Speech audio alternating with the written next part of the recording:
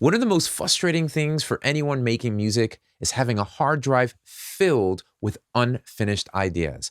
I know what that's like, been there, done that. And over the past 24 years of producing music professionally as a living and working with some of today's biggest artists and helping thousands of music producers produce music they can be proud of, I know the importance of being able to take an idea and getting across the finish line. Which is why in this video, I'm going to share with you my step-by-step process in starting from scratch, taking an idea and getting it to a place where it can be ready to be shared with the rest of the world. So if you're frustrated and overwhelmed and lacking clarity with your production process and getting your tracks finished, you definitely want to stick around and watch this video. All right, let's dive right in. Now, your idea for a song could come from anywhere. A melody that you were humming in your mind that you happened to catch and put on your voice memo, an inspiring sound that you come across when browsing through your instruments, loops. It doesn't matter where that inspiration comes from. What matters is how you end up across the finish line to getting that idea out to a fully arranged song. So I'm going to share with you my process. I'm going to do exactly that. I'm going to start from scratch. We're going to walk through a song, just producing it from top to bottom. And then what I'm going to do is unpack each stage of that process and dig a little deeper into the principles and unpacking a little more of the why behind some of the decisions I made so that you can take ownership of those principles and make them your own when you are walking through your song production process. So here I am opening up a brand new session in my Ableton Live. And having a blank session can really be imitating sometimes. So I'm going to create another lesson that can really pinpoint some things that can help you overcome that hurdle. For right now, I'm going to be working in my session view. This is how I typically like to start my ideas.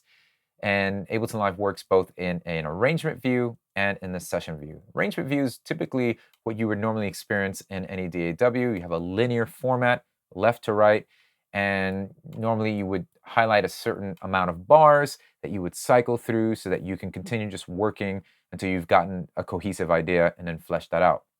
Nothing wrong with that. I'm essentially doing the same thing, just doing that in the session view. What's great is that I can treat these little slots here as ideas. Those are called clips. And this gives me the ability to just really throw colors to the wall and see what picture emerges from a bunch of ideas, vibes, loops, riffs, whatever. And the cool thing is each clip works independently bar length wise. So I'm not just, boxed in with an 8-bar loop or a bracket, something like that. You'll see what I mean in a little bit. All right, let's go through an instrument. Let's just start a vibe. Let's start getting down with something. I think I'm going to start with, I'll use Contact, specifically Electric Sunburst.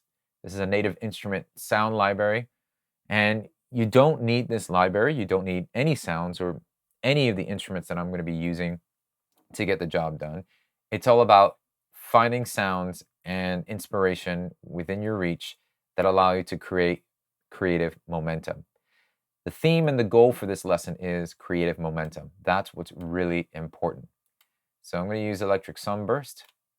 I'm going to drag and drop that in there. I don't play amazing guitar. I have a guitar here. I fiddle around with it, but this does a much better job than I would. So that's cool. Let's come up with some chords and see what we get.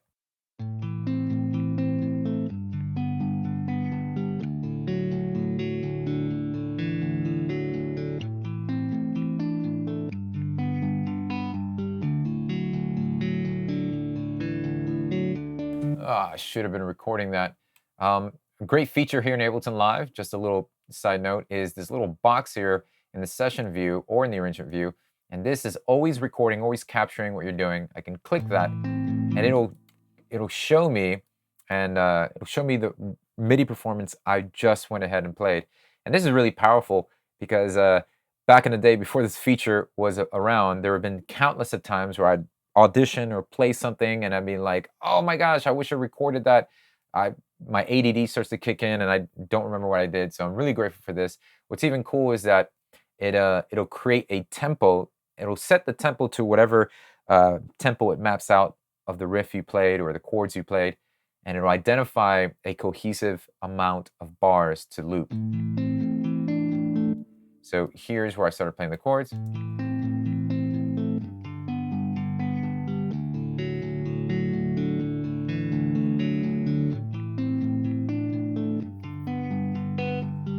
Now, in my mind, what's going to help me decide on where to go next is really the intuition, really just what immediately jumps to my mind. So after hearing this, believe it or not, just even with these chords alone, I'm already thinking vocal melody. I've got, something.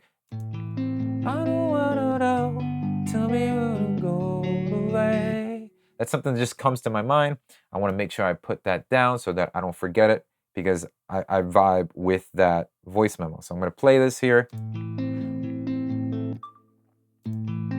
don't wanna know, tell me where to go today. Ooh. But even if I don't, tell me what you need to say. So, don't know what I'm saying, but I definitely want to capture that. So I've got it there. Now with that, the temptation is to add effects, do some really cool stuff. But if I was able to actually extract a melody from that moment, I know that I'm in good running to just move on to something else, another element. So let me think of some drums. And I'm thinking now, if I'm hearing it, right? It's boom, boom, boom, boom, boom. That's what's in my mind. So let me bring up XO. This is an instrument created by Excellent Audio, and this just makes my life a lot easier, because as I start to accumulate sounds and drum libraries and one-shots, it can be pretty crazy having to shift through all my libraries and just find that one sound, and that's killing my creative momentum. And the goal for this lesson is, don't kill your creative momentum. Keep adding, keep moving. Don't sit there tweaking the snare drum for 5 hours. Focus on building creative momentum. If it's allowing you and sparking you to move to something else, that's what you need to be doing, okay? So all my one-shot sounds, my snares, percussion, all that stuff are color-coded and mapped out in this really cool world. All the kicks are red, snares are blue, and so on. So I can find a really cool kick drum, depending on, and not even worry about where it is in my places and things like that.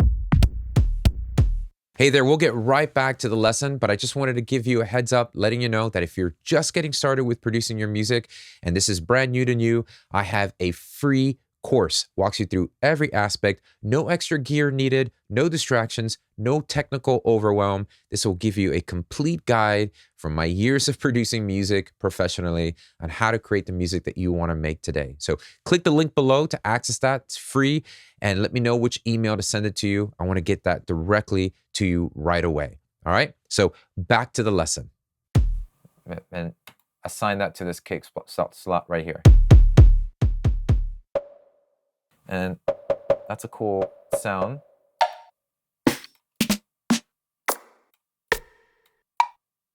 Yeah, we'll stay with it for right now, and then I'll just switch it out.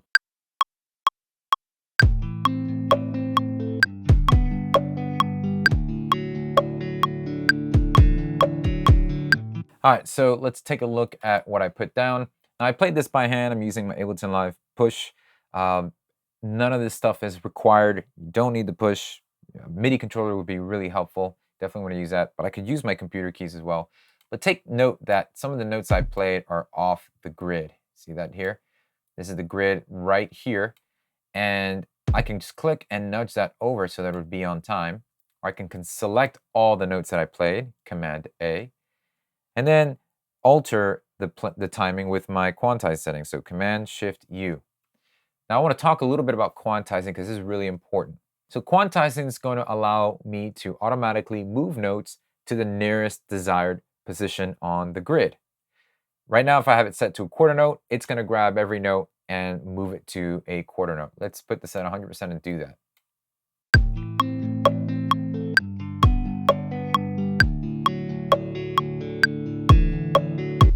Now, for the kick and snare part, that might work, but you notice that it took away this extra hit right here, because it just moved this and grabbed it, and it just shoved it right next to the nearest quarter note. So when we do our quantize settings, I always like to have it at every 16th note, because it's not so dramatic as every quarter note, which has a lot space between. And 8th note is a little in between that. So I'm going to go with the 16th note. So there's little dramatic movement there. And then the amount also plays a big role. If I have it set to 100%, that means it is for sure going to nudge to the nearest 16th note. So I always tend to have my quantizing settings set to around 40 something percent, give or take. And that means that it nudges in the general direction, but it doesn't actually nail it 100% on. So you can see there, and that helps me kind of maintain some of the looseness. Then I can go in and fine tune and maybe just move one note, such as that kick drum. But the others, I don't mind if it's off just slightly. Keeps that humanistic and loose element to it.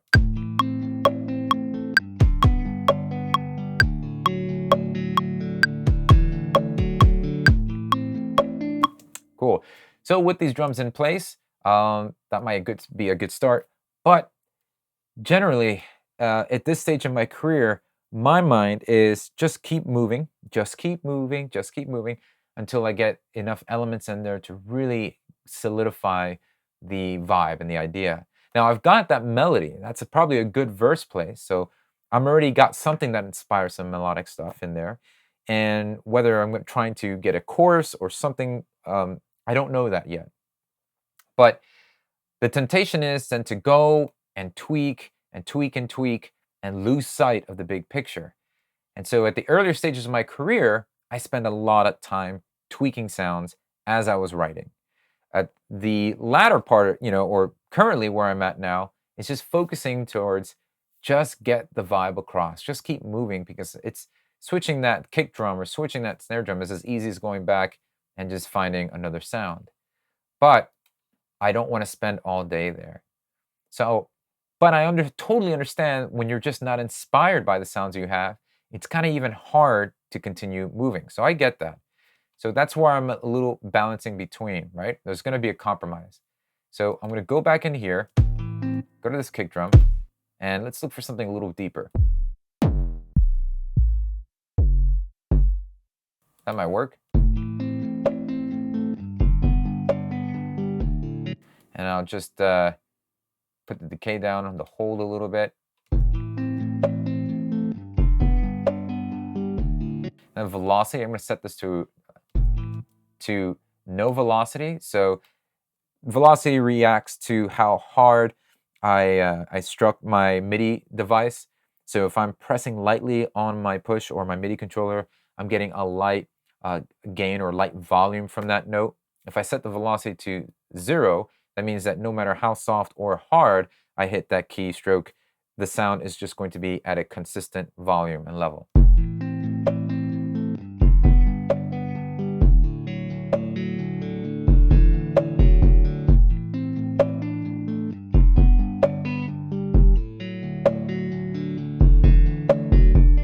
So continuing on with that mindset, I'm going to get this little sound that we have, and I might just want to layer that, give me a little bit more bite to that. So could layer it with another sound here. And I'm thinking, I don't want a big sound with lots of decay. I want something that can really give a little bit more knock. So maybe just like a snap or a rim shot. Let me actually type in rim and see what comes up.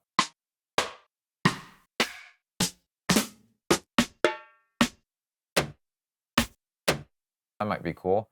We'll put that here for the snare, and I'll go into these drums, take this one sound, and let's find the snare drum.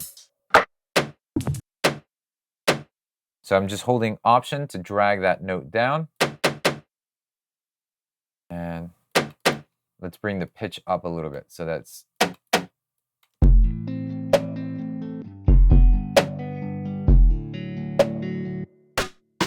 I'm going to cycle through still.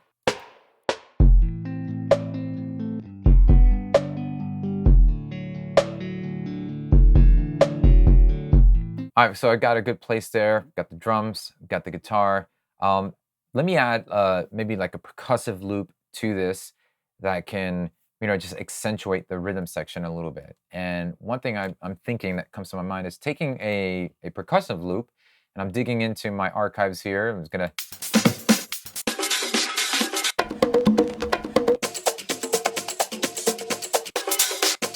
Sure, I'm going to click and drag this.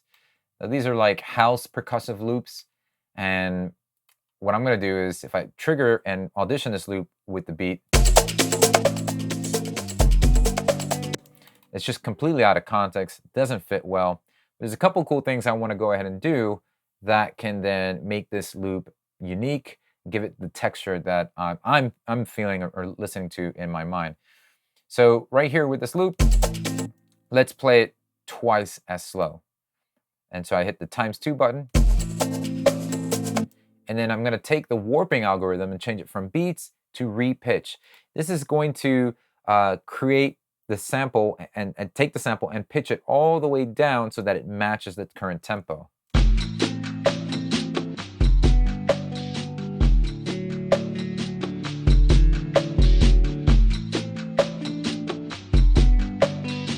So that's kind of cool. The pitch down samples are really cool in the texture they're giving it, but it might not be the right rhythm yet. Don't know. I'm going to keep experimenting.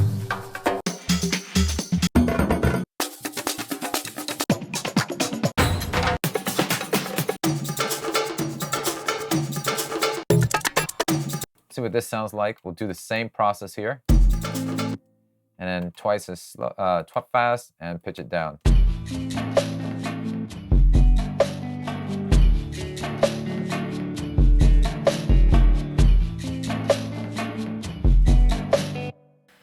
And then I'm going to go ahead and experiment here by adding a gate and placing that on the actual loop and having my main drums, the kick and the snare, trigger this loop so that you only hear the loop when the kick and the snare happen. So that means I'm going to enable the sidechain mode on this gate. We've got track 5 where the loop is on. And let's get the source from our XO track.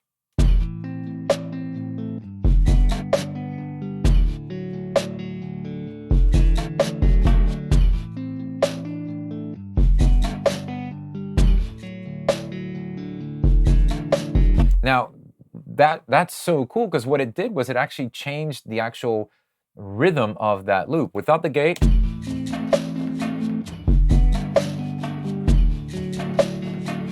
and that's fine too, but with the gate on it, what it did is it gave room for the drum beat to breathe.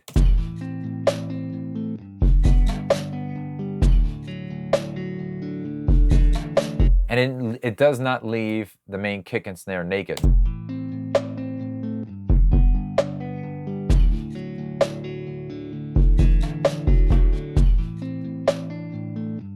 All right, I'm thinking maybe like a hi-hat pattern that we can do some really cool stuff with on top of this. So instead of going into the XO, I'm going to create an individual track just for the hi-hat. And why I'm moving to the hi-hat, again, the creative momentum is calling me to add that on there. I'm just respecting that. I'm just going with the ideas that just come to my head. And usually I won't be describing every point of the process when I'm alone. I'm just following my gut and instinct. But for the purpose of this lesson, I'm doing that. So I'm going to go here to drums. Let's open up our hi-hats here. That's cool. I'm going to hold Command-Shift-T, and that's going to allow me to create a MIDI track. And I'm going to click and drag that sample and drag it to the bottom of that MIDI track so that it opens up its own sampler and it will host the sample that I just dragged in there. That gives me the ability to manipulate this hi-hat with my MIDI device.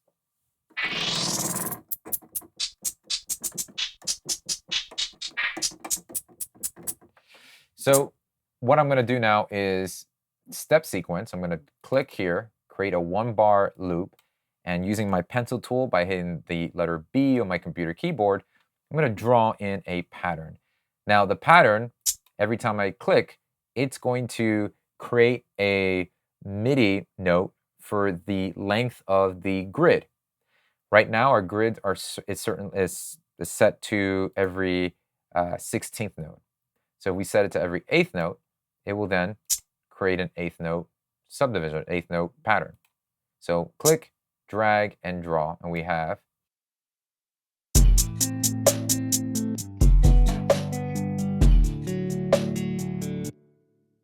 let's duplicate this so that we go from 1 bar to 2 bars.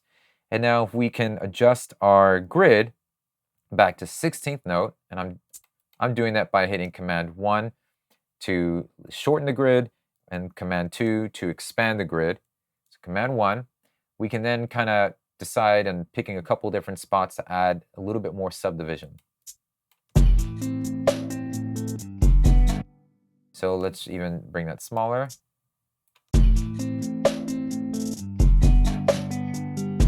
And what's cool is, the reason why I have this in its own MIDI track, I can alter the pitch of this hi-hat sample and get some really cool results. So if I hold Option and just maybe do that, click a higher pitch, hold Option and just drag down, create somewhat of a ladder, and then we get this cool result.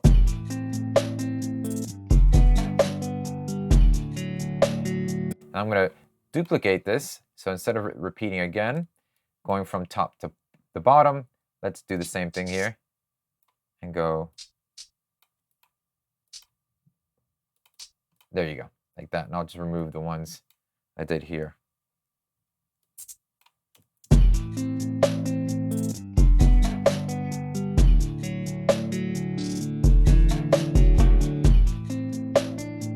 And that might be just pattern 1. So I'll name this Pat 1. I can duplicate this clip here. I can go back and forth. This would be pattern 2. I can come up with a bunch of different patterns. Maybe I can just have it focus on just the straight eighth notes. So I'll do that here, just looping these two around. And then when I'm ready, I can go back and forth between the patterns.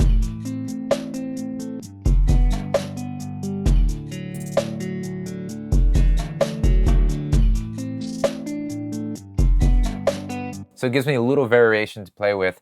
As you can kind of see where I'm going at here, I can create all these different patterns, all these different types of nuances with the hi-hat. But I'm not getting carried away with that right now. I've got a pattern. It's doing what I wanted to do. And I'm really just now focused on what's next. What's the next thing? What am I feeling?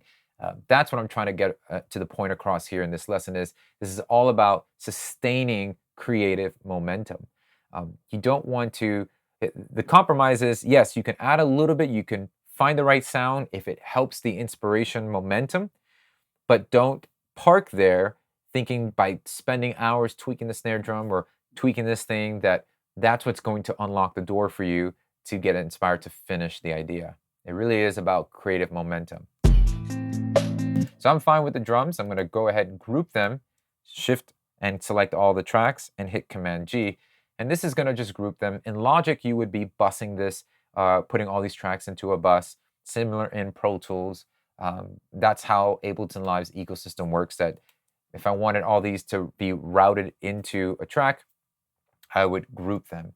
Right now, we have all the drums grouped. I'm going to go to Audio Effects, and I'm going to use the Ableton Live drum bus.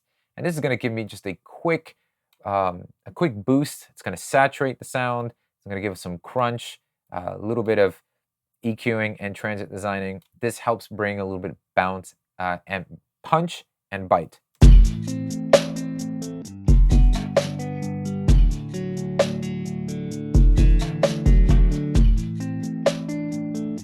And so I'm not worried about the mixing part yet because I need to focus on carrying the vibe. If you're lacking the confidence and clarity you need to achieve your music production goals, but you don't want to do this all on your own, and you want a professional to come alongside, mentor you, help you, and guide you through your next steps to achieve that, well, I want to encourage you to apply for my Beat Academy mentorship.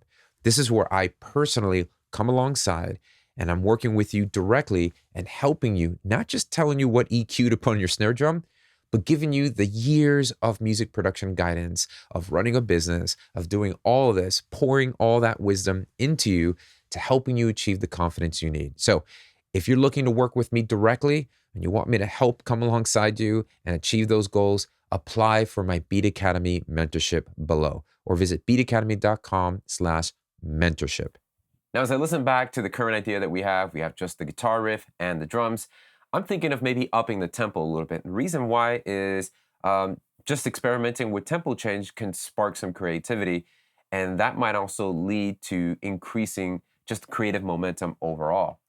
So we're at 131 BPMs.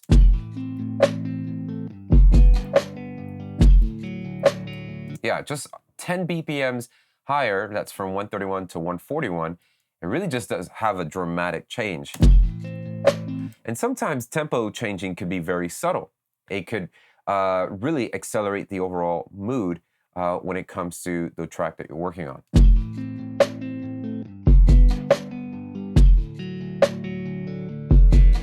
I think a good compromise would be 139 right there. It just felt right. So I'm going to stay there. And I think the deciding factor behind everything I'm doing is, how does it feel? And I think that's what matters most. So even with the bare minimum that we have, that already is enough to have me spark some melodic ideas that I would even put down on my voice memo. And that helps me identify, hey, here's a cool verse melody. And if I have a verse melody in place, that's good. It helps anchor and identify all the elements that are there. If I'm able to just get the idea across with just a guitar riff and drums alone, that might be all I need. And that's very helpful in the arrangement process, because then I can then move towards adding more to increase or just to add some lift to the actual arrangement.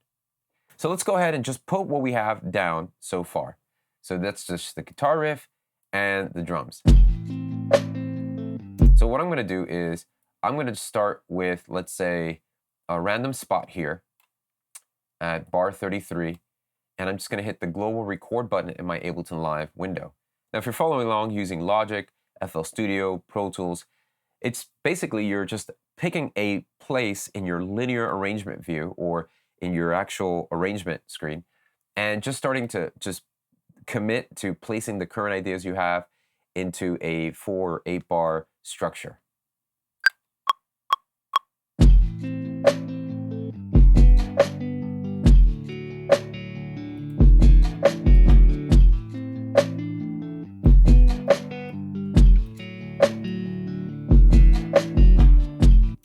So there you go. I have everything looped. I'm going to hit this button here, which means now I'm going to focus not on my session view window, meaning all the clips that are highlighted and triggered and already ready to play back. I now want to step into committing to the arrangement view. So if I hit this, I'm now working completely in the arrangement view, and I'm no longer just triggering clips or ideas in my session view. So this is good. I can now just focus on the overall scope of where am I going to go with this idea. So here's the arrangement. So I'm going to now pretend like this is going to be my chorus. I don't know if it'll be the chorus, but I tend to just kind of just map things out backwards. And the cool thing about recording all the clips from my session to the arrangement is that I'm actually just recording them on a loop basis. So I'm going to stretch them all behind, I'm going to stretch them backwards, and then work from there. So that I kind of have more of an idea of where to go. I'm going to talk a little bit more down the road in another video on the principle of having references give you an ultimate guide in navigating and how you should transition from one section or overall song structure. But for right now, I'm just going to start like this. So let's start with maybe having the guitar riff for a little bit. Maybe just for the first 4 bars. So that means I'll just take out the drums and the loop. So we'll start like this.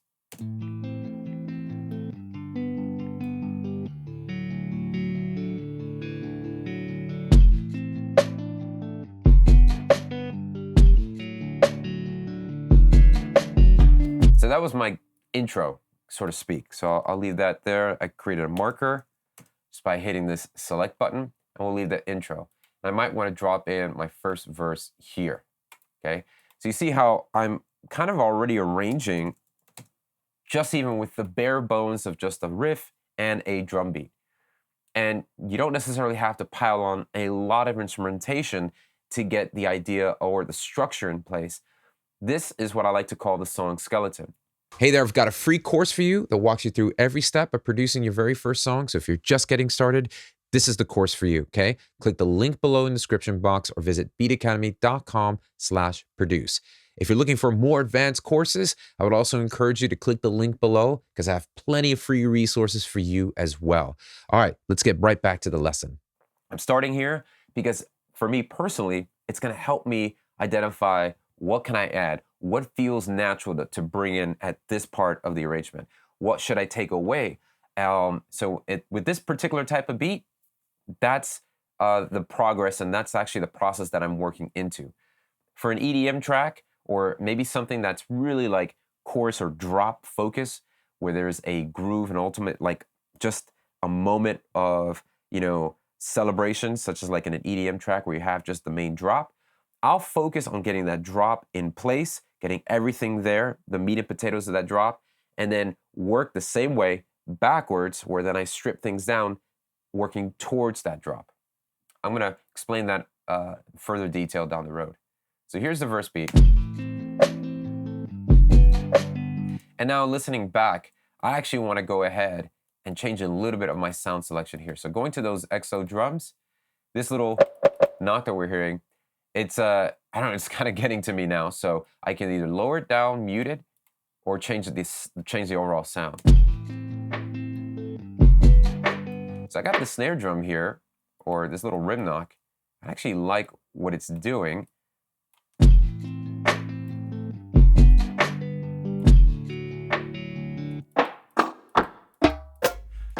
Sound selection is going to play a big role here. And just to unpack this a little bit, I'm looking for something. We've got a big kick, right? And I want to contrast that big kick, not with also, I don't want to layer that big kick with a big snare. If I have a contrast of a big bottom end kick and maybe a short, tiny rim knock or something, the contrast between the two is more pleasing to the ear than boom, gah, right? You can also go for that. It's just going to alter and change the mood. I don't think it's going to work well for this type of idea.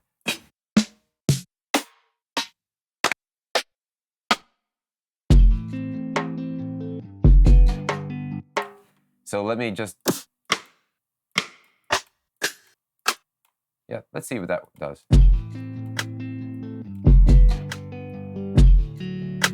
Maybe pitch down.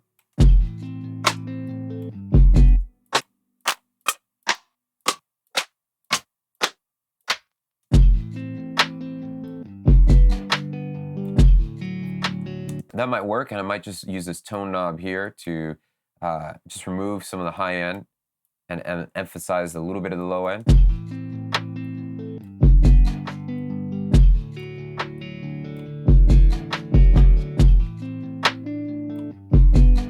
Let me compare that to what we had before. Yeah, so this had some kind of tonal presence to it. So I'll mute that, or let's just even layer it. Maybe just lower this and put our new.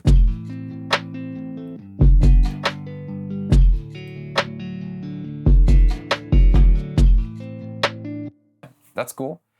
So let's strip away this little loop here, the percussion loop that we created with the gate plugin. We won't have any hi-hats playing here, even though I have it muted. Now, naturally, something feels like it should be introduced and something should come in here, right, to give some lift to the arrangement. So that's where I want to start incorporating maybe a bass line.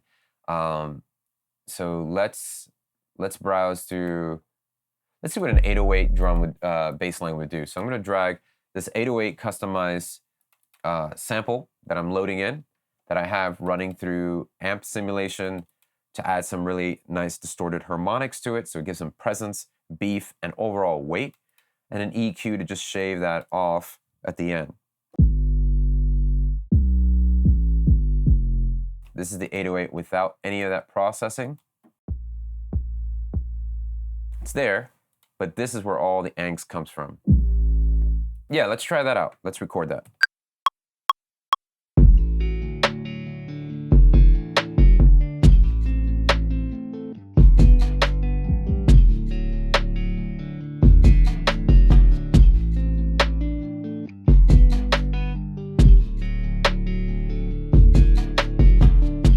So there's that 808 part right here. Shave this off.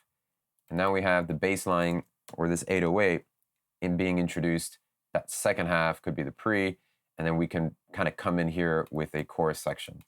All right, so we've got a pretty bare arrangement here, just some of the elements. And as I look at the length of time that we have, we've got about 16 measures or 16 bars of time from when we first introduced the verse to the end of the 808. that's a great amount of time there. And I might want to already incorporate the chorus. If I look, that's about like 40 seconds in. And I'm kind of already thinking this is going to be like, you know, more likely like a pop song or urban pop type of thing. Not really sure yet. But I want this is going to be the chorus, this section here, bar 25. So I'll set a marker there. Let me call this, rename it, chorus. And we'll continue with the 808. We'll continue with the loop. Might even just take out this loop here. I'm going to hit 0 to deactivate that. Won't delete it. We'll just mute it for right now. And then we've got our hi-hat section here. Let's add our variation hi-hat. I'm going to take that from the session view, drag and drop that right into here. And so these are all the elements so far in our chorus.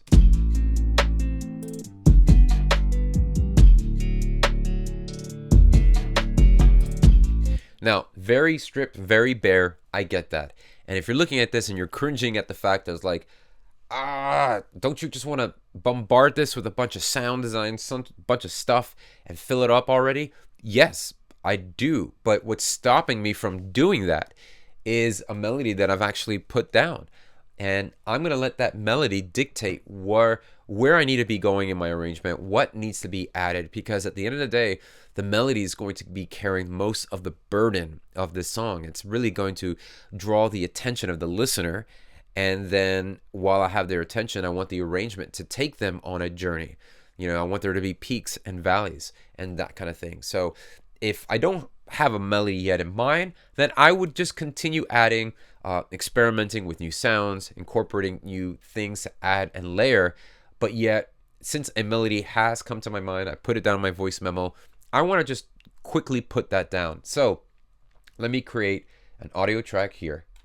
Okay, got this, and I'm gonna rename this, and I'll put Rough Vox. Okay. And now I'm going to record enable this, but making sure that this is going to receive input from my interface. So I have here a condenser mic right in front of me, and I'm plugging it in directly into my interface. And this mic requires phantom power in order for me to record my audio into Ableton Live. Now, don't worry, I'm going to go fully in depth throughout the whole vocal production process. Everything from the mindset to capturing great vocals to recording your vocals, even using a cheap microphone that I found in a garage sale. How do you get a decent sound from that? So I'm going to cover every aspect of vocal production. But for the sake of this process, I just want to track down this idea I have. So let me reference the voice memo that I have here. Left to go with 1, 2, 3, 4. I know. Left to go every time I know.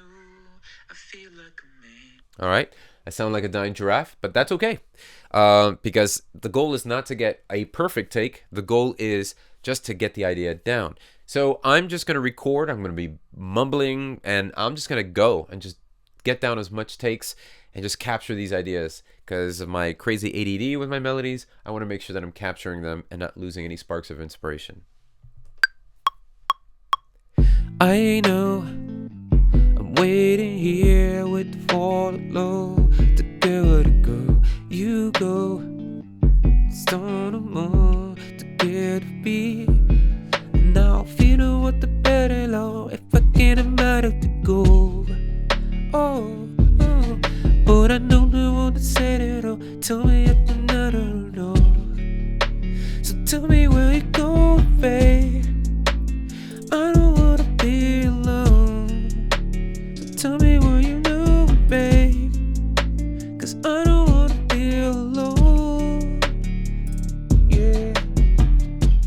So that's cool. That's the sketch there. Like I said, the goal isn't to sound like Celine Dion, although that would be weird, but just to capture the overall idea. I'm just play this back. I know I'm waiting here with the fall low to get where to go. You go, stone the moon to get a beat. Now this becomes helpful for me. It becomes a helpful guide to kind of capture the overall mood and help decide like how does the arrangement lift up and create those peaks and valleys that I mentioned earlier with this sketch idea. And I love how my natural instinct was to kind of deviate from this melody that I put here. So we've got one phrase here, one melody, and I switch it up and I go to something a little bit more syncopated here. Now feeling what the better law if I get him out of the goal. So maybe bringing in the regular hi-hats at that section. I'm gonna see how that feels. Put it in here. Feeling what the better law if I get him out of the goal. But I don't know what to say. Yeah, that feels good. So now the melody's helping me decide what's really going to help bring lift. So, you know, bringing in the hi-hats there. Definitely, as I'm approaching the last section of this little pre-section that we're at right here, I definitely want to drop out, because this vocal thing I did, Tell me where you go, babe. it feels like this announcement to the chorus. It's like a setup, a pickup phrase. So tell me where you're going to land. I don't know what I'm saying, but let's have things drop out for that section. So if I highlight that section and hit Command E to independently cut that region, I can hit 0 to deactivate all that.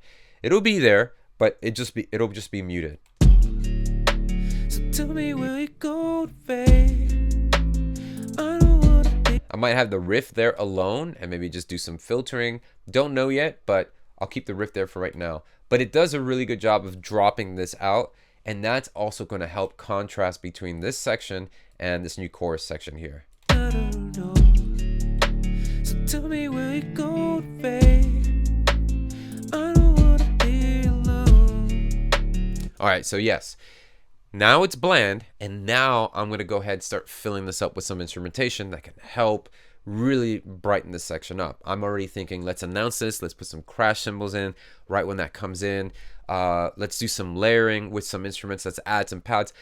Now, like, the gates are wide open, ideas are flourishing there, but I have restrictions, I have boundaries, healthy boundaries. And what I mean by that is the melody's really helping me stay like, hey, make sure that anything you add on top of what you already got isn't taking away from the spotlight of the melody. And the reason why I'm not going crazy stacking and doubling and doing all the crazy stuff with these vocals to make the vocals sound big and huge is if I can get enough layers and instrumentation to support even a rough sketch demo there, then I know I'm on a good track. If you're lacking the confidence and clarity you need to achieve your music production goals, but you don't want to do this all on your own, and you want a professional to come alongside, mentor you, help you, and guide you through your next steps to achieve that, well, I want to encourage you to apply for my Beat Academy mentorship. This is where I personally come alongside, and I'm working with you directly and helping you, not just telling you what EQ to put on your snare drum, but giving you the years of music production guidance, of running a business, of doing all of this, pouring all that wisdom into you to helping you achieve the confidence you need. So if you're looking to work with me directly and you want me to help come alongside you and achieve those goals, apply for my Beat Academy mentorship below, or visit beatacademy.com/mentorship. Okay, at this stage, with my melody in place as kind of like my guardrails, this is where I start doing a lot of tweaking, experimentation, adding layers and incorporating other sounds in here. And I'm kind of just focusing around this chorus section, the verse, pre, and the chorus, because once I get those different transitions between those three sections, it's going to be easier to just duplicate that. And then, and I already have got my second verse, my second pre, my second chorus, add a bridge. And so I'm already kind of halfway to the finish line. And it's all really weighted on this melody idea here. So what I'm going to do now is do a little experimenting, specifically with the verse section. I know I'm waiting. Let's add a little bit of texture with this guitar. Let's start making things a little bit more exciting and inviting for the listener. So I'm going to take this guitar track. I'm going to create an audio track right underneath that. And I'm going to solo just the guitar. And I'm going to set this audio track to re-sampling. There's multiple ways of doing this, but essentially what I'm trying to get to is I want to resample or record the audio of the guitar into another audio track so I can have a little bit more control of tweaking and changing some things around.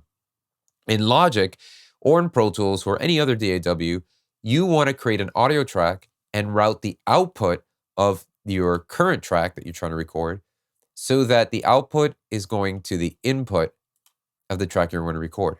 In Ableton Live, I can just choose resampling. And this is going to allow me to record anything that I'm currently listening to in my project. It could be one track or all the tracks. I'm basically resampling myself. So let's go ahead and hit record here.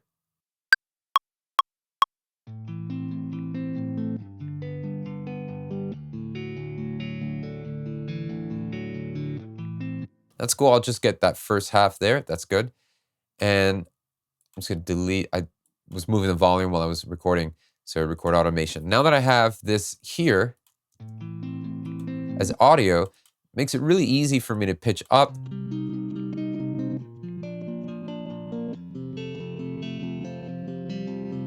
and just really kind of see what, yeah, I kind of like it there. But for texture purposes, let's go ahead and add this a whole octave higher. And I'll set this.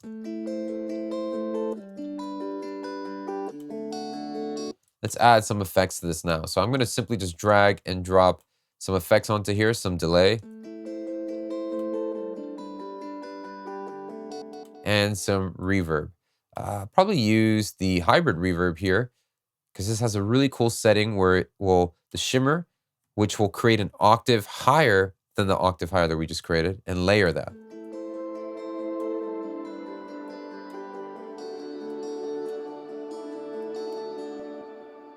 So let's see what that sounds like with the regular guitar.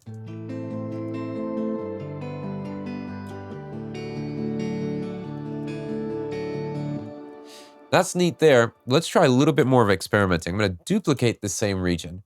Now for this one, I'm going to hit the R button on my computer keyboard, and that's going to flip the sample in reverse. But if I play this with the current chord progression, they're going to clash because I'm essentially playing one chord progression backwards and the other one in the regular setting. So they're not really going to be playing in sync together. It makes for a really cool effect, and maybe use that for another section of the song. But what I need to do is, I'm going to move this over here. I need to take the last part of this reverse chorus or section and use that at the beginning. So I'm essentially just kind of going backwards here. And there you go. Now this is going to play the same chord progression with the reverse effect.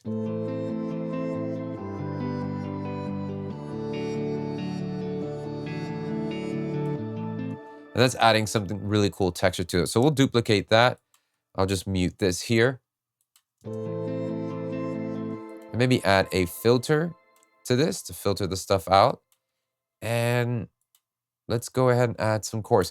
Now, the reason why I'm adding these effects is really, this is the moment where I start to experiment, tweaks, like, okay, I'm putting the filter because I want to be able to just open and close this up, add some movement. Right now, everything that we have is static. It's staying the same. There's no dynamics to any of these instruments. So the moment we start to add some effects onto this, and we can control how much of the effect is being applied, or if I open up this filter and maybe close it a little more throughout this track, we are now creating dynamic instruments and just overall dynamics in our arrangements.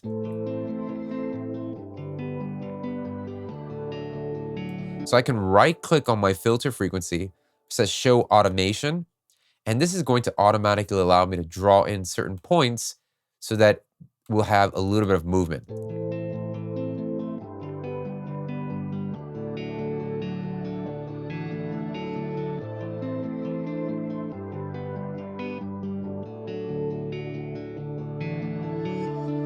So add some drama to it, and I really like what it's doing. So I'm going to copy this and have it existing throughout the pre and the chorus as well. And maybe when we get to the chorus section of the guitar, double click that, and let's take this a whole octave higher. So I'm going to hold Command A to select all the notes, hold Shift and up cursor, and that's going to shift everything a whole octave higher.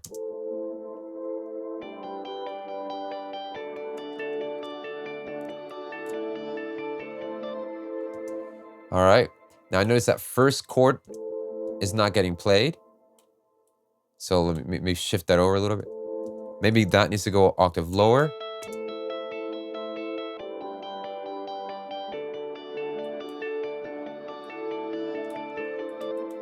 I'll do the same thing for the second half here.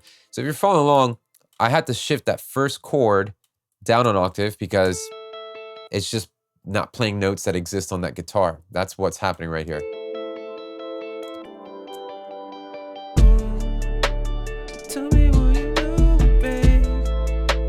And maybe when we're in this section, we can open up the filter full on so that we can feel and hear all that texture we're creating with the reverse guitars in that chorus section.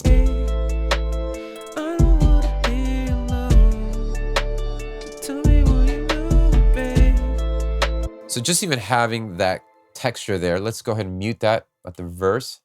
I know I'm waiting here with the falling low to do it, girl. You. Now I can actually balance. I can have less of the regular guitar. I know I'm waiting here with the falling low to do it. And so now we've got some really cool texture stuff that we can continue adding. I'm gonna stay focused on the chorus section because now that I'm here, I want to add some lift.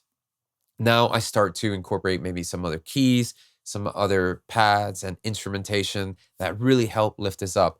And also as an addition, once I'm in this stage and I'm moving things around, this is where I start organizing the session too. So it makes it easier when it comes to really getting the balance and the blend well with everything. So I'm gonna call this my drums for right now, move this up. This is where I start organizing things, give it a certain color, right click again, make sure everything in this group is that same color. So now I start getting a little organized. Reverse guitar, because this actually helps. Now that I start moving things around, it actually makes me feel like I'm committing to what I'm doing here. So I want to create some pads that we can hear in the chorus just to help lift it up a little bit. I'm going to use in the instrument folder, Ableton Live's wavetable, just something bright and airy.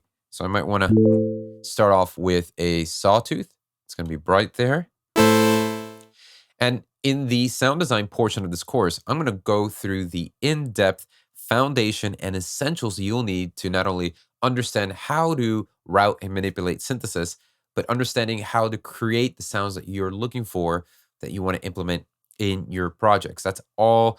It's an amazing portion of this course, and it is one of the main stages of music production. So I'm just kind of going through this, creating the sound that I'm hearing in my head. And then in that portion of the course, I'll walk you through the essentials of unlocking and demystifying sound design with synthesis. So right now, let me just give a nice little swell with the amp envelope and a short release. And we'll widen this up using a unison here. That's cool. Let's go ahead and put that down here.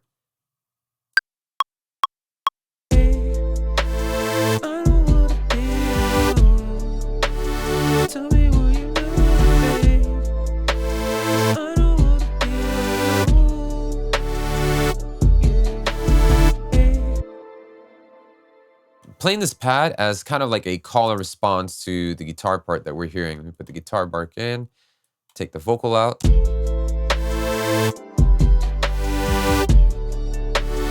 Let's put a little bit of delay onto this.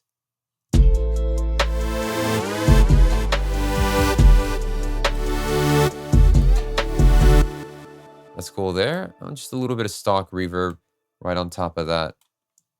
And then maybe bring the frequency down a little bit.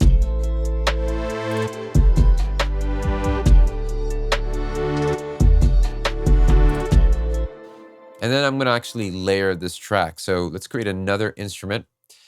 And why layer? Well, because I think having one sound layered with multiple different types of sound playing the same part gives a unique depth and texture to it. If you're creating synths and you feel like, I don't know why it doesn't sound big enough or just doesn't sound pro, has that pro sheen to it, it could very well be that you're not layering some of the sounds. And you don't necessarily have to layer sounds. If you got a sound that sounds great, it's just that right now in modern day production, there's a lot of layering that goes on. And so it definitely gives that contrast to when you are sketching out your ideas. It just makes it easier to kind of get there just by layering your sound. So I'll go to plugins. I'm going to use Orbit, which is a plugin that I designed. So I'm a little biased here. So you definitely will have access to that. If you don't already have access to Orbit as a BD Academy member, I'll make sure to have a link below. So let's go ahead and now copy the same exact part by holding Option and dragging into that MIDI track. Let's solo this. It's okay. Let's try Alenion.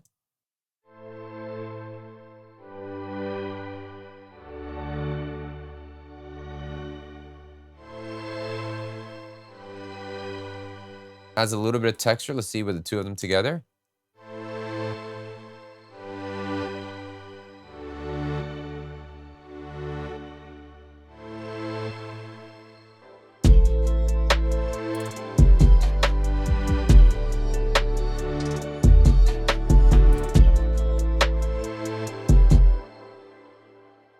There's a little shimmer there. I just want to introduce the section, maybe with a crash or even some like maybe a white noise going down there. And this is where the workflow portion of this course plays, dividends, because if you've got access to your sounds immediately in your browser window, you're not spending time having to stop the creative workflow, looking for these sounds, and so on and so on. So I have my places right here. I've got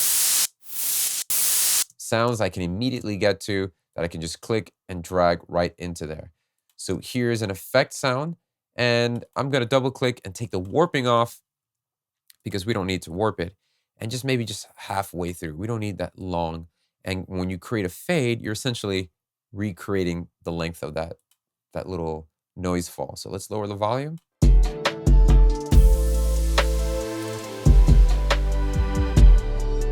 It's a cool transition effect. It kind of feels like announcing this section here.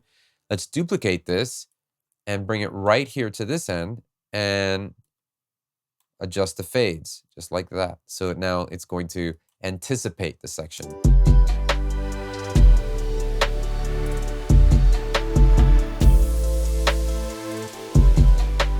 Probably make this one a little shorter like that.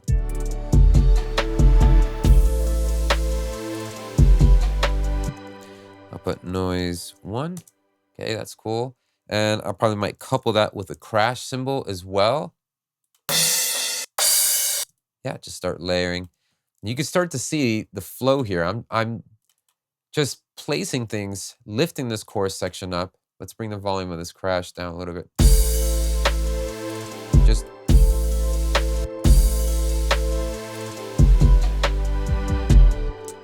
and let's give some delay to this crash. So I have a little bit of delay routed to my return track A here, and I'll set that to a quarter note delay. And that's going to create just more cascading cymbals. Gives a nice decay after the initial crash. You might want to incorporate this at the second half too. No. And I'll do the same thing. I'm going to reverse this cymbal and we'll put it right here.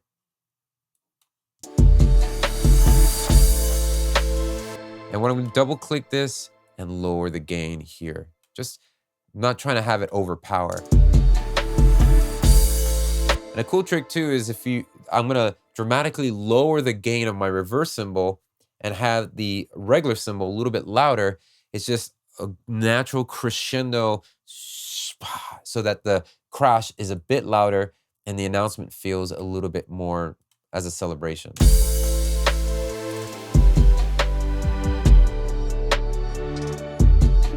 Maybe something with a little bit movement. So I'm thinking, why don't we try an arpeggiator? I'll use Ableton's Analog for this. And I'm going to go to my MIDI effects and use an arpeggiator. Now, this is a great way to add movement. I'm essentially just going to be copying the chords of the guitars, but then the arpeggiator plugin is going to allow the chords to be played at specific interval at a specific rate. So instead of just playing and sustaining the notes, do, do, it'll play all the notes in that chord, do, do, do, do, do, do, do, do, do, do, do, do, do, and that's kind of what I'm after. So I'll drag the guitar chords down. So you're starting to see what I'm using what the elements I already have, and I'm layering, I'm adding textures with the ingredients I kind of already have here, and it's just really helping fill up this space. Now, this is a little bit too high, so I'm going to hold shift, go an octave lower.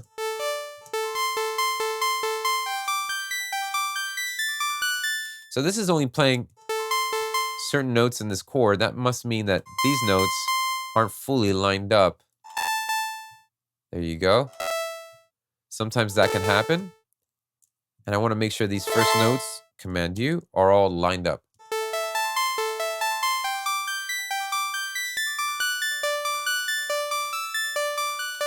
So these first chords need to go a whole octave higher. And then just lower this frequency down. What if we increase the sub oscillator? And add some unison. And a little bit of delay, just to add some character.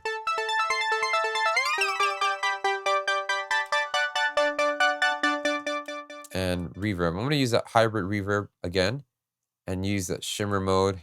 Really. But instead of a whole octave higher, let's go a whole octave lower.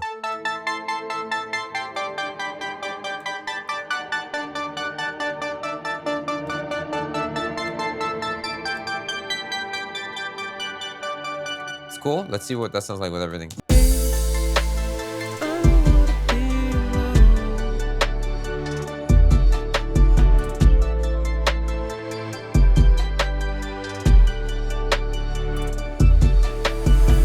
Now what I'm gonna do is just play the last bar and have it cycle right back to the verse.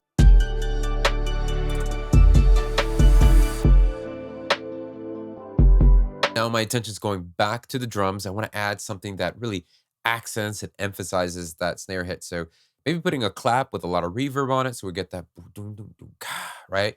Make it a little epic. And what I'm doing is just going back and forth and just adding, and then as I put the vocal in, I can then take a perspective of, well, maybe that was too much, I can strip away. But that's why I like having that melody in at the early start, because it creates these boundaries for me that don't cause me to be distracted and forever in the never-ending swirling hole of add, and add. So going to the drums, let me create an audio track here. Let me hit Command F and just type in clap. See what we have. Yeah, it might work. I'll just type in maybe 808 clap, kind of going for a classic. Yeah, something like that. And I'm going to drag that right onto the arrangement, put it over here. That's going to be really loud. What I want to do is just add a cool reverb to that. So stock reverb right onto that clap. Yeah, that's cool. And I'm going to make sure that the highs aren't really going through that. And wet that a little bit more, and then lower that clap. Right. So now it's... So instead of having every time the snare hits, just once in that cycle. So I'm going to select that time and space and duplicate. And let's extend the decay time so we have that reverb lingering for a little bit more.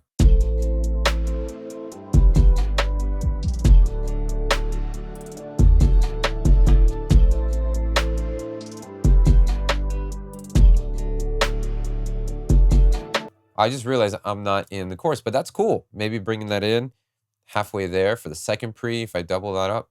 For right now, I'll hit the 0 to deactivate them. Let's put them in the...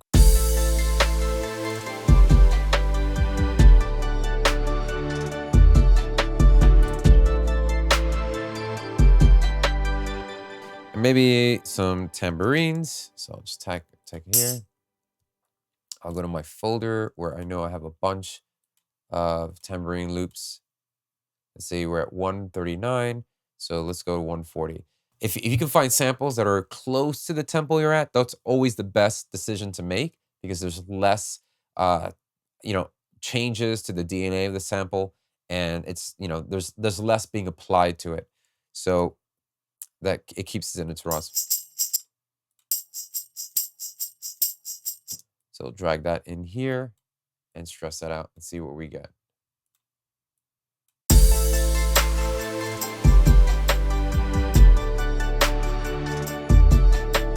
Maybe pitching it up or down. Actually, let's try pitching this down.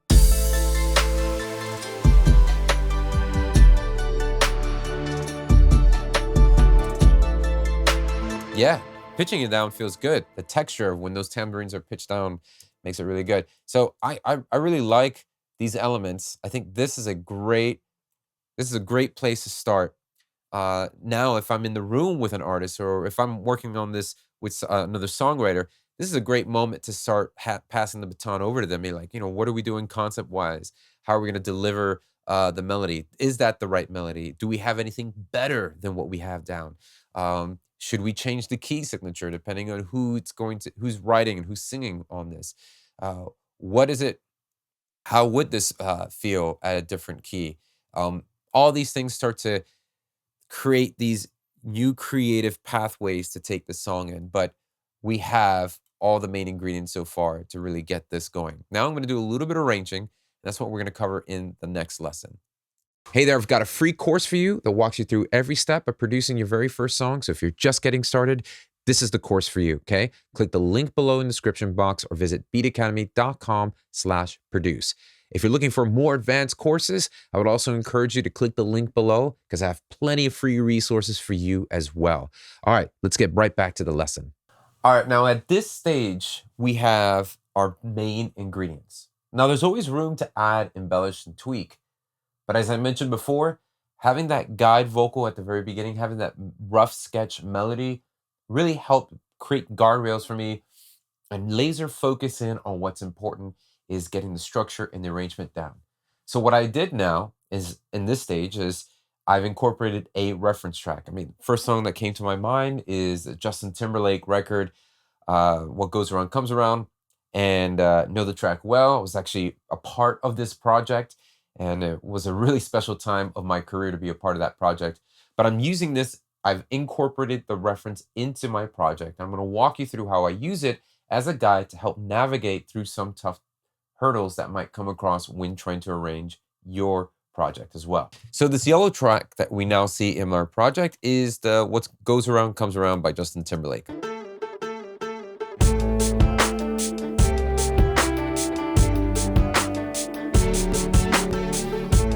Now, normally what I'll do is I'll skim through the track and kind of identify where their verse or where their chorus or pre-chorus begins. So we got this section right here where he comes in with his verse. All right, so let me do that. Let me just scoot. We've got this whole long intro. Doesn't necessarily mean that my intro needs to be that long. What I do want to do is just have the verse scoot over here a little bit. And I also want to make sure that the volume is completely low because once you listen to a fully mixed and mastered reference in your track, oftentimes when you start to A-B to yours, you start punching yourself in the face with discontentment because you're like, mine sounds nothing like the reference. That's okay. We're going to get to the mixing and mastering portion down the road. Right now, we're worried about the arrangement. That's what I'm using this reference for.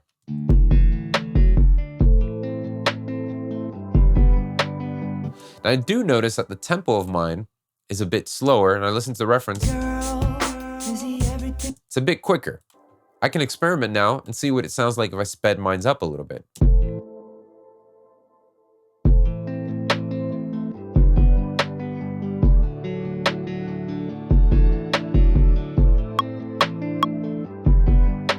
That gives some new life. That's kind of cool.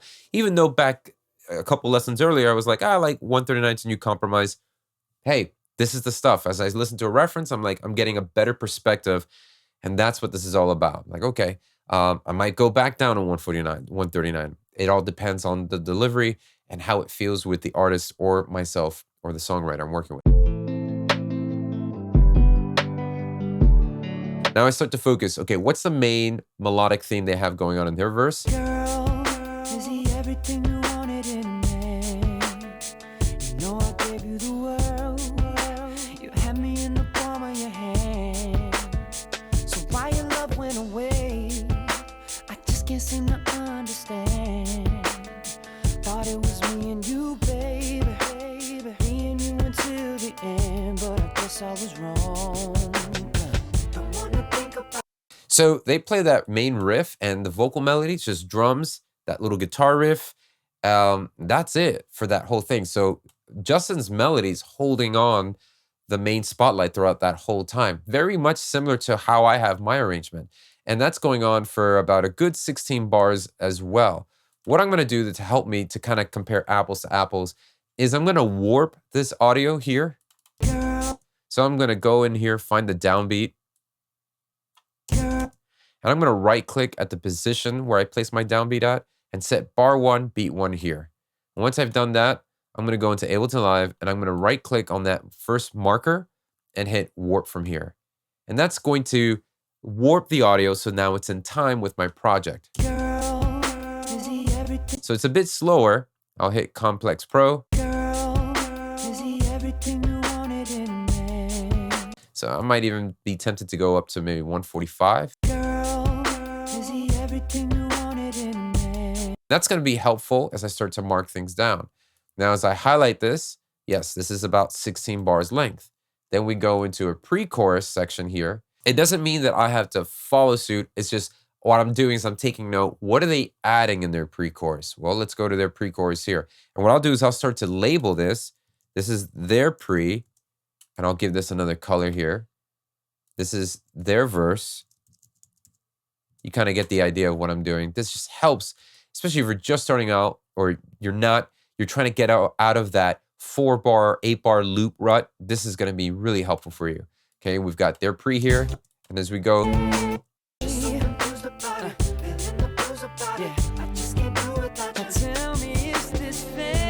So I need to stretch this out so it's in the right timing. I'll cut this over here. Call this pre again. And they get the color here. And this is where their chorus comes in. I start identifying what is being added to the chorus. More vocal stacks, more harmonies, all that kind of stuff. Does a loop come back in?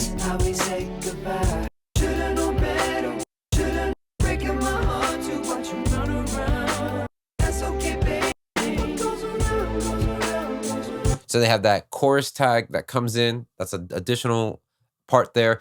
I'm identifying what's getting added, what's being taken away, and I want to implement that kind of thought or mindset into my arrangements here. So now as I look at my intro, that's cool. Why don't we incorporate the little reverse stuff that we've done, and we can kind of have it there and use a little bit of that automating that we've done before and just make it a little special. We'll go ahead and just kind of creep in the automation so it goes all the way to the top from the beginning of the song.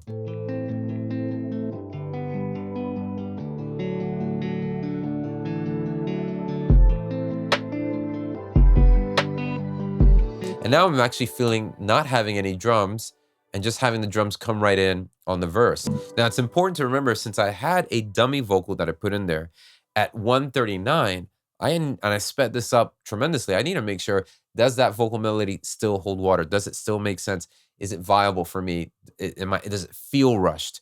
That's because if everything was centered around that vocal melody locked into place and it felt good there, I don't want to compromise that. I know I'm waiting here with the fall low to do it. So it still feels good to me. So I might want to, similar to what he does here, right before his chorus, drop the drums out and the bass out, and let's do the regular guitar part we'll take out here, and maybe just that filter guitar part, and let the vocal breathe for that moment before we get into the. So tell me, will you go, babe? I don't wanna be alone. Tell me, will you go, babe? 'Cause I don't wanna be alone. And now I'm actually might want to just keep the guitar at a regular octave. I'm gonna just copy this over because this is the regular octave, and just take that out. See how that feels. Tell me, will you go, babe? I don't wanna be alone. Yeah, that felt better because the arpeggiator is higher up there in that frequency, and the guitar part's cool, bottom in there. But I'm really liking that. Maybe I can have a chorus tag just similar to like the Justin record. Maybe we can have that as a double chorus. Not sure. This is where a lot of the songwriting starts to really help and take place. Do I want to add another chorus tag here? If I did, that's where it would be. But for right now, let me just highlight this and duplicate that. So now that means that I have verse 2 right here. And then I can cut that in half and just bring in the pre right away. So I know I'm waiting here with the follow. Now I feel what the better long. So if I am going to cut my verse in half, then I probably could double up this chorus, this first chorus, and have a cool chorus tag here. That's, this is all just deciding what's going to work best. But now we've got a chorus again over here. We're going to duplicate it. Again, I'm going off of the guide. The guide is helping me understand how I should structure and lay out my track. And now I can go ahead and just duplicate this amount of space. We'll call this for a bridge. I'm not sure what that's going to be yet. Give it a bridge section there. And I'm just going to now grab the duplicated chorus, the 2 choruses, and that's going to wrap this up right here. Yeah, so that might work. I might need to double this up. Or maybe vamp out here, duplicate this, hold Shift D, and that puts us at the 3-minute mark there. So I might need to make adjustments, maybe double up the verse here. That's what's probably lacking. I've got my intro, the verse comes in, second verse, pre, second chorus, little bridge section or breakdown, and then we have our chorus here. So one thing that can help with creating that bridge section as I start to figure out like what's going to happen there, I can go to the reference. What do they do for a bridge? Do they go in a whole other direction? Do they modulate? Do they change, keys or add another chord progression here? That's where the reference can be a helpful tool here. Now what I'm gonna do is for that bridge section, as I listen to the reference, what goes around comes around from Justin has just like a breakdown. They have this live string section that happens during that section. So it's more of like a breakdown because it really is preparing to set up the second half of that song. So this is where you kind of take things with a grain of salt. You realize, okay, what are you looking for from the references that you need help with? So for me, it was a similar type of vibe. So I kind of liked the mood and the tempo from this reference. I might include another reference track that has a arrangement that's a bit similar to this that I'm working on. So having multiple references in your arrangement or in your project can be really helpful. You can have one for sonics. I really like that type of sound or texture. I want to recreate or capture that. It's important that you just A, B, and you're going back and forth and having that anchor point to keep you focused on knowing where you need to go next. So for me on this bridge, on this breakdown section, I'm not going to do a breakdown where it's just maybe just drums. I think for right now as a placeholder, I'm going to actually perform a different chord progression because we've been chilling to the same chord progression for almost 2 minutes now. And I think changing it up for the bridge would be really cool. So I'm currently ending our chord progression on this D major. So having that D major chord, what would be a good step? Like what's a good note to go to? Well, let's try going a whole step up to E, to the E minor. And that difference between that major and that minor is a really cool contrast. So I'll start with this E, or maybe, so then maybe the E and G. Let me just track it anyways and see what we get.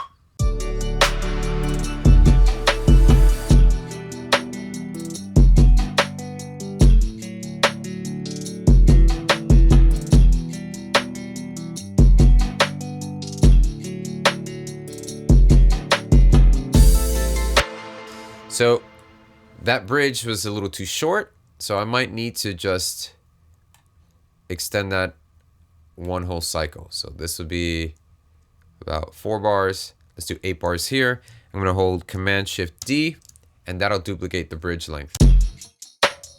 Make sure these notes are right on the downbeat. You can see they're just sticking out a little bit. Maybe not having the tambourine in there, so we'll take that out. I'm still only using that as a placeholder for the time. And the hi-hats, let's take those out as well.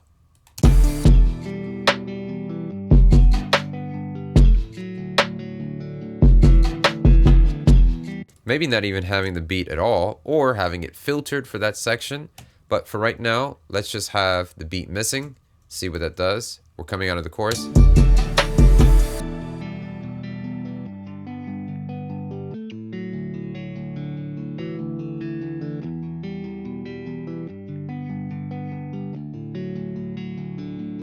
And let's do a reverse cymbal to introduce our next section. Same thing with the swell here. And I'm also going to do that to introduce the chorus. So have that nudge right here. And let's introduce.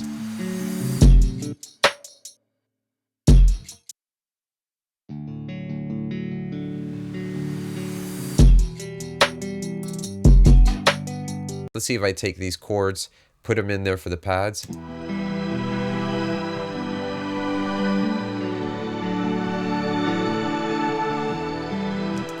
So these need to be filtered.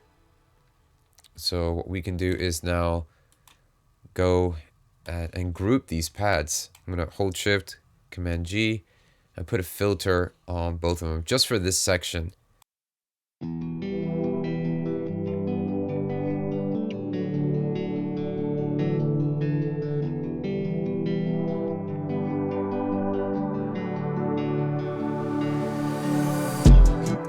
Actually, it felt good having the, I don't know, this is where I start to experiment, and then I have the, maybe the bridge come in or the chorus come in sooner. It all depends on what we're doing. So for right now, it felt right to maybe just go right into the chorus of that section there. So let's just see what that sounds like.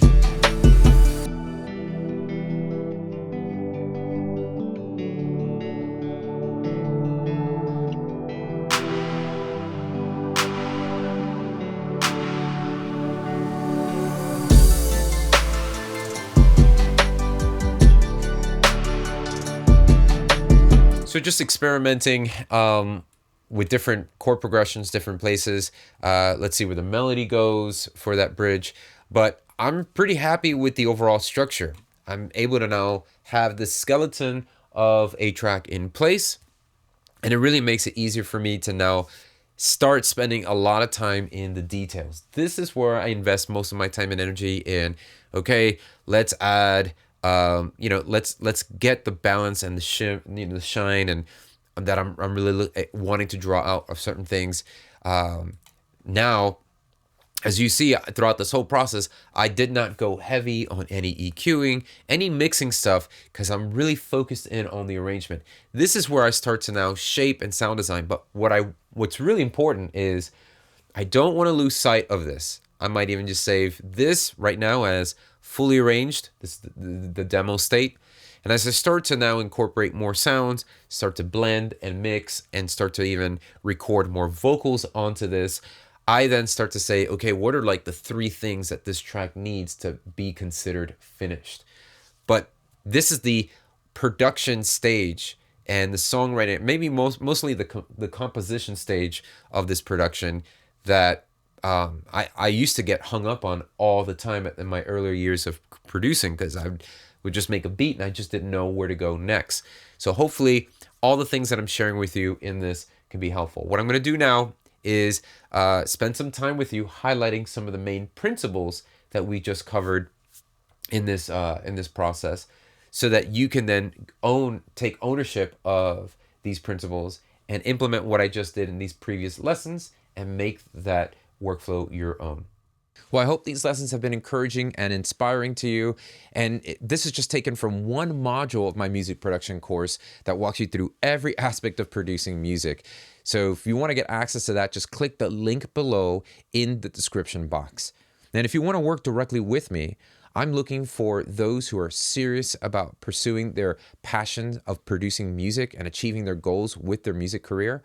I get to work alongside you, strategize, and this is deeper than just telling you what EQ to put on your snare drum. This is me giving you all the years of wisdom of producing music professionally as a living and helping you achieve the goals that you want to achieve. So this isn't for everyone. This is for those who are serious about pursuing music production. So if that's you, then I would encourage you to apply for the Beat Academy mentorship. Once you apply, we'll see if you're a good fit. We'll jump on a call and then take the next steps there. All right. Hope to see you in there, and I'll see you next time.